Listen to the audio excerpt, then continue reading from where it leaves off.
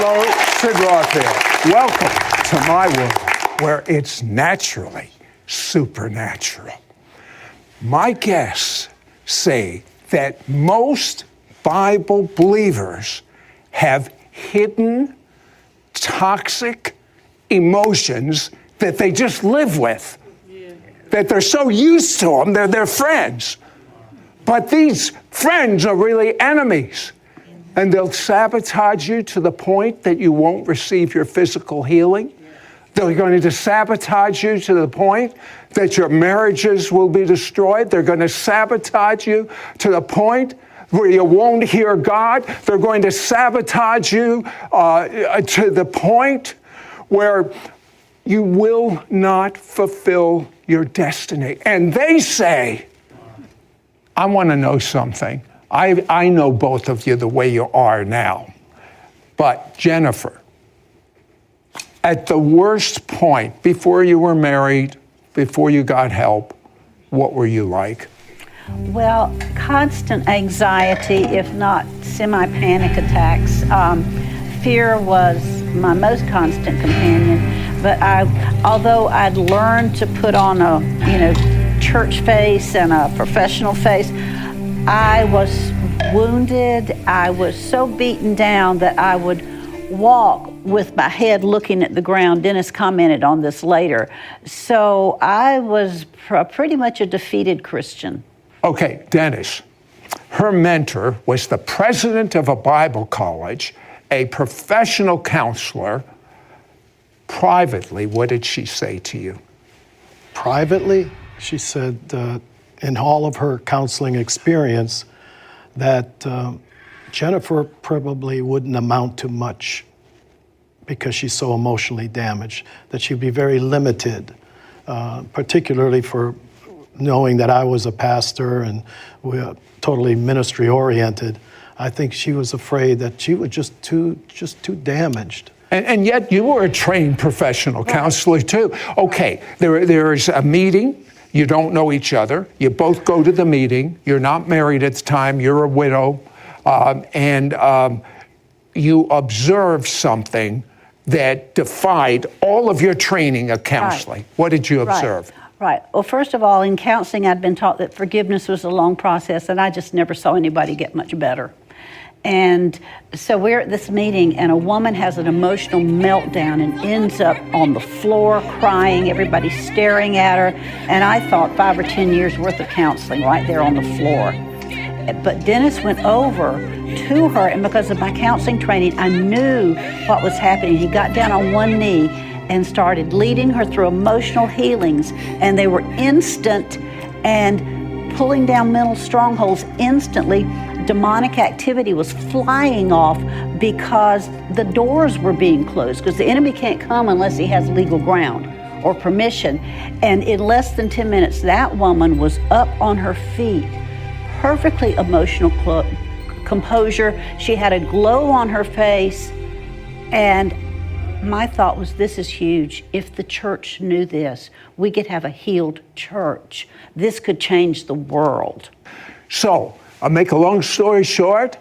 Jennifer's fascinated by what he's pioneered, and they get married. Right. And put your hands on then each day, I call it dropping. for a few months, you work on a couple of areas with Jennifer.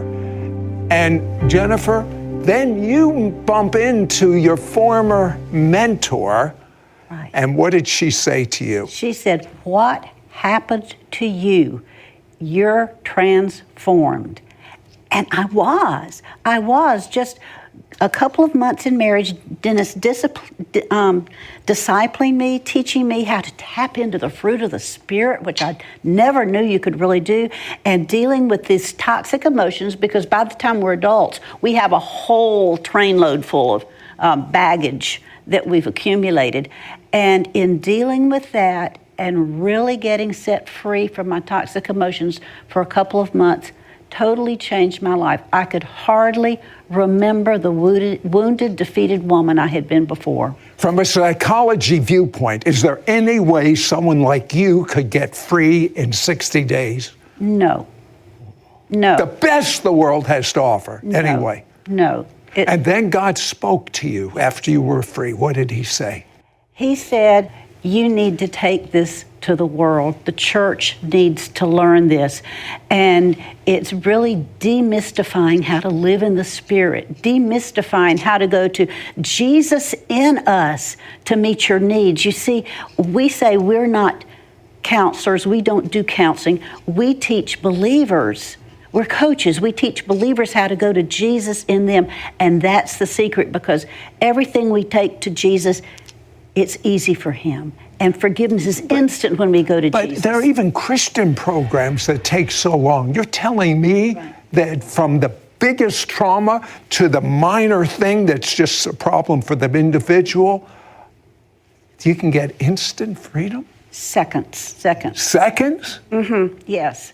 And see, we don't need to hear somebody's long story. All we have to do is coach them in how to go to Jesus in them and let Jesus show them. A little later, we're going to teach you how to do this right on this show. But in the meantime, CDC has said that 90% of diseases are emotionally based, which means if in seconds you can get rid of the toxic emotions, guess what happens to your diseases? Your lightning brain has told you. I'll be right back. It's supernatural. When I asked them my first question, you are going to find out why so many of the promises of God that you've been begging God to answer haven't been answered. And Jennifer, you gave me the key, and of course it's in the Bible, but you gave me the key from science. Science has proven we have two brains. Explain that. Well, in 1999, a gastroenterologist discovered that we have a second nervous system that he called a second brain. And where this is located is in the gut. Neurons are in sheaths that line our entire intestinal, our stomach, our esophagus, our bowels, and this is our emotional processor. That our gut, we have a thinking brain and we have an emotional brain, and our emotional brain tells our thinking brain how we feel. Dennis, you told me it is possible to live in the Spirit 24/7. You told me it's possible to develop your spirit to such a point that you have discernment whether someone's telling the truth or not. Tell me how that works with you. In every case, from the very inception as a baby Christian, when I would be communing with God, and I just loved being in His presence, and I would see a face flash before my mind, and I would lose that peace. And the Lord spoke to me, said, don't let anything come between what you and I have together. So I learned it just as a principle of not having anything between us. And so any negative emotion, whether it was anger toward a foreman at work or what have you, was coming between me and my Jesus. So I learned at an early place to just release forgiveness, and the ugly emotion would go, but I could still picture that foreman without the poison. And I saw that forgiveness has to flow. We know it's Matthew 18, but forgiveness has to flow from the heart. And when forgiveness flows from the heart, the internal evidence is peace. And from the place of peace, you discern everything going around you, good or bad. I don't, studio audience, I don't know about you. I'm experiencing that peace as he's talking. Are some of you catching that?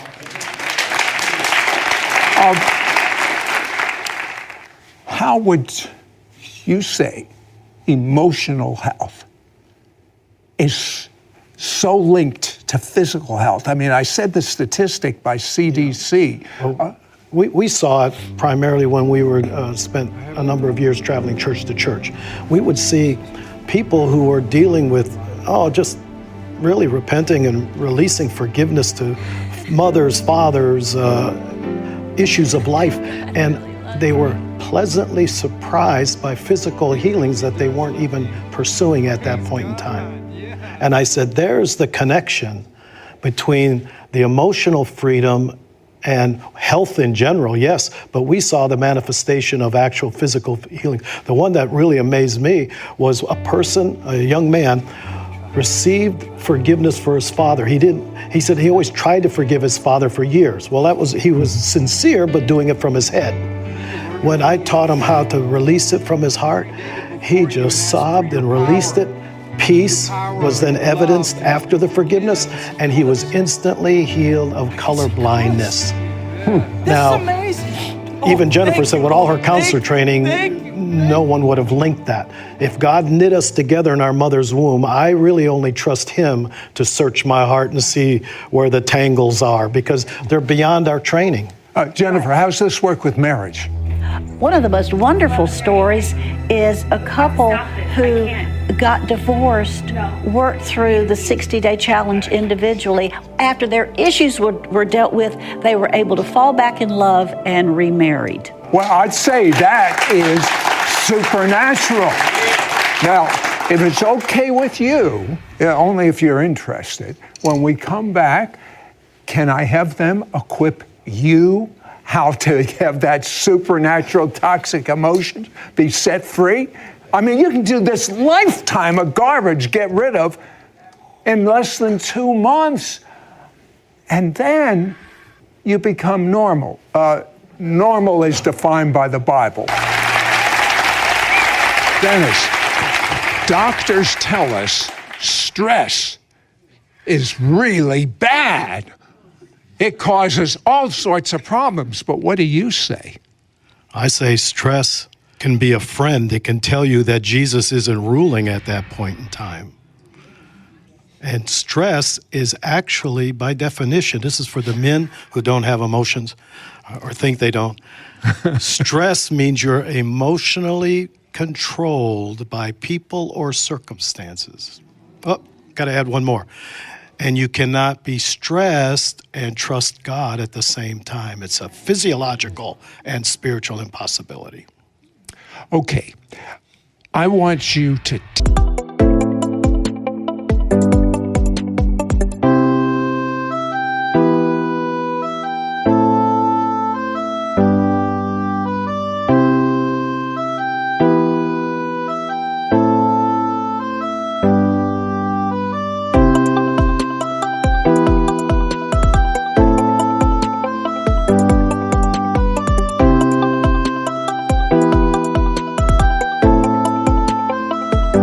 teach us how you get in touch with your spirit, how you can stay in your spirit, where the spirit is, please. Okay.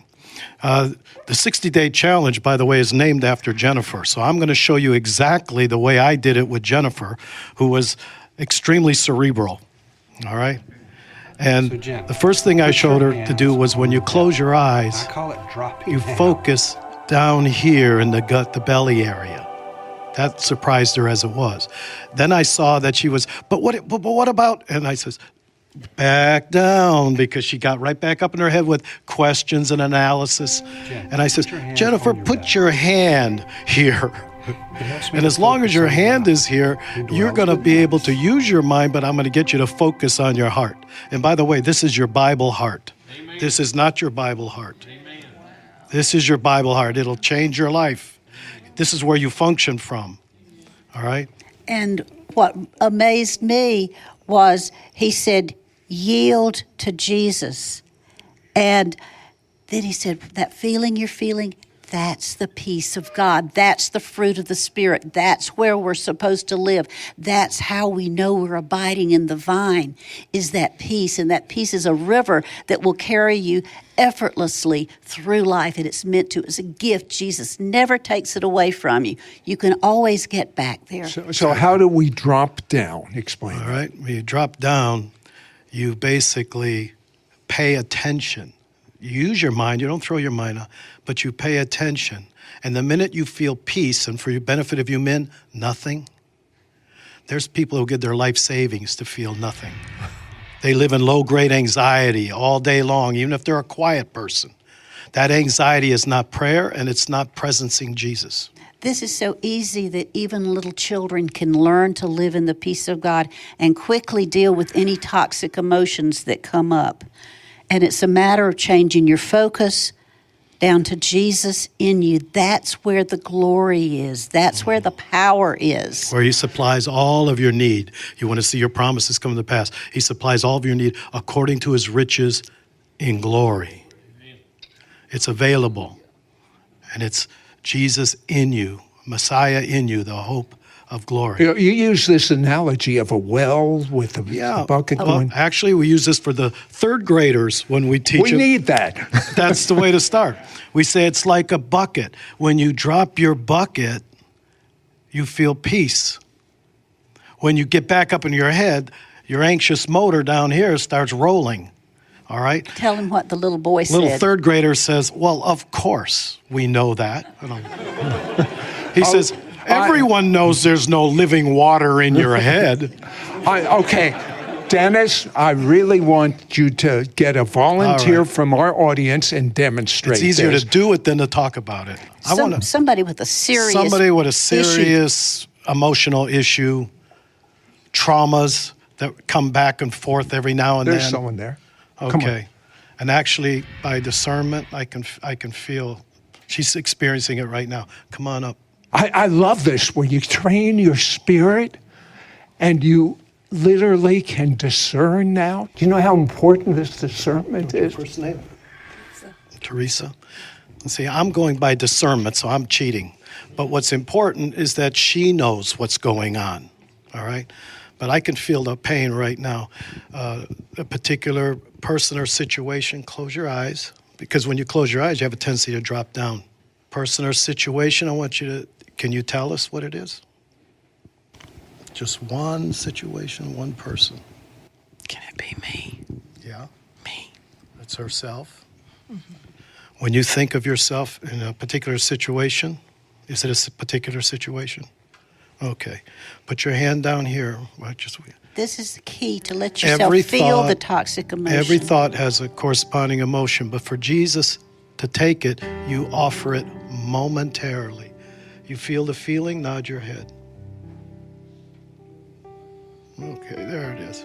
Now allow Jesus in you, the forgiver, to go to that feeling and right through that. This is John 7:30. This, out of my belly flows a river of living forgiveness. Now, in your case, you're receiving forgiveness for yourself. If it was someone else, it would flow out. I drink in from down here. I drink in forgiveness. And it changed to peace already? Yeah. You can't fool me because I can feel your spirit. And with little children, they do it just this fast. What we've missed in the church is something so simple, and it's right in your Bible, Matthew 18. Unless we forgive from the heart. And we are so sincere when we forgive from the head. And then we battle with it for years. Do you see the countenance change? We see this on third graders, second graders. Now, where that peace now resides, nobody can take it away. When God leaves, you like yourself now?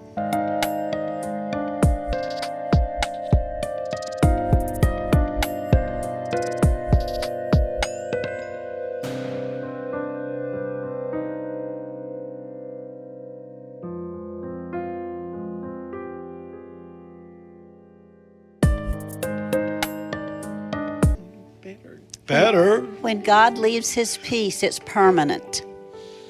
He himself is our peace, and he never leaves us. You have to actually get in your head and leave him, in a sense. I have a question for you.